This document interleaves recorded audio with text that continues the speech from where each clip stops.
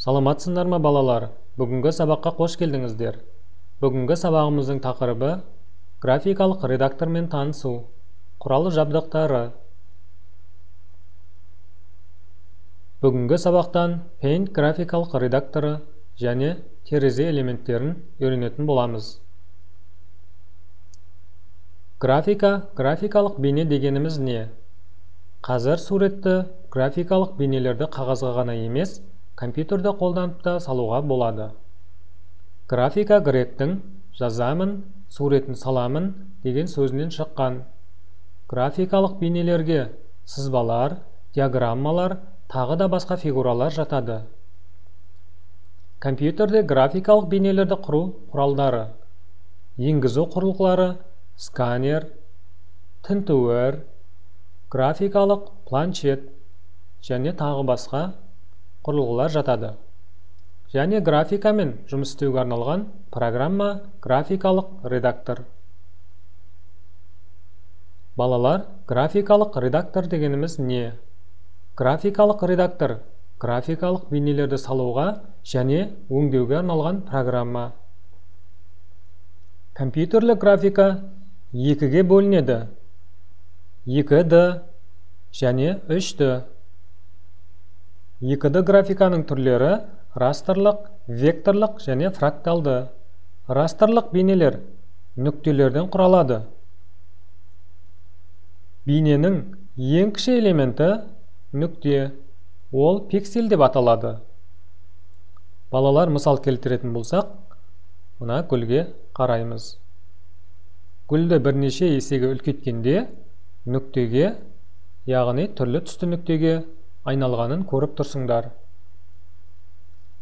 Балалар, экранды тоқтатып, берілген анықтаманы дәптерімізге жазып аламыз.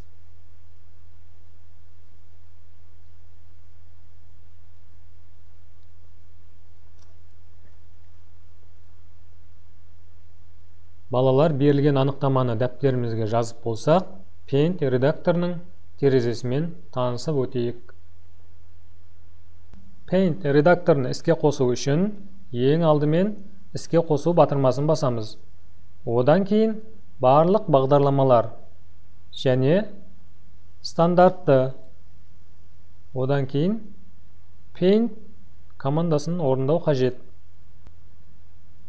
Міне балалар, осы қадамдарды орындаған кезде бізге осындай Paint редакторының интерфейсі ашылады. Балалар, Paint'те сурет салу үшін терезенің ортасында тұрған ақ түсті төртбұрышты алаңды пайдаланамыз. Яғни, мына көрсетілген алаңды. Ол сурет салуға арналған аймақ. Балалар, мына үстіңгі қатары бұл тақырып жолағы деп аталады.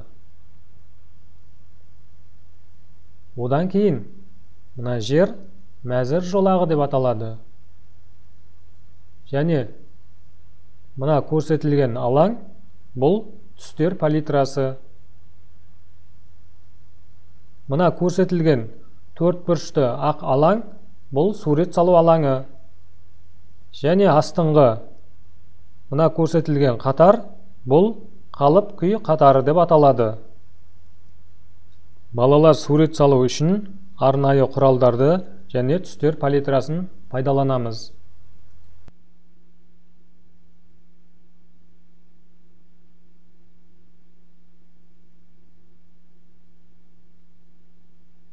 Олардың көмегімен қажетті суреттерді салып, бояй аламыз.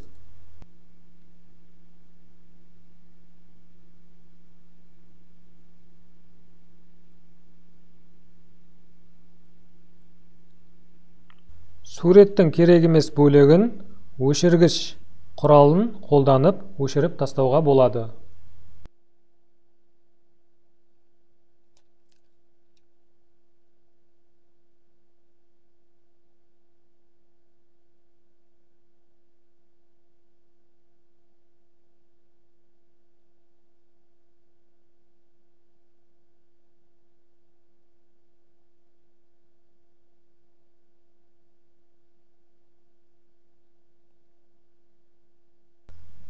Міне балалар дәл осылай арнайы құралдарды және түстер палитрасын пайдаланып бірнеше суретті салуға болады екен.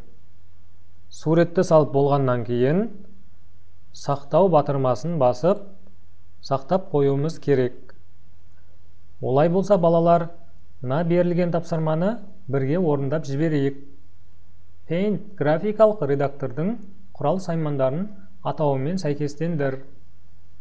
Балалар, бұл сурет салу құралы қарындаш, бұл құю құралы, ал мына батырма мәтін жазу құралы. Бұл өшіргіш, ал мынау төс таңдау құралы, ал мына батырма масштаб құралы. Жарайсыңдар балалар, олай болса тексеріп көрейік.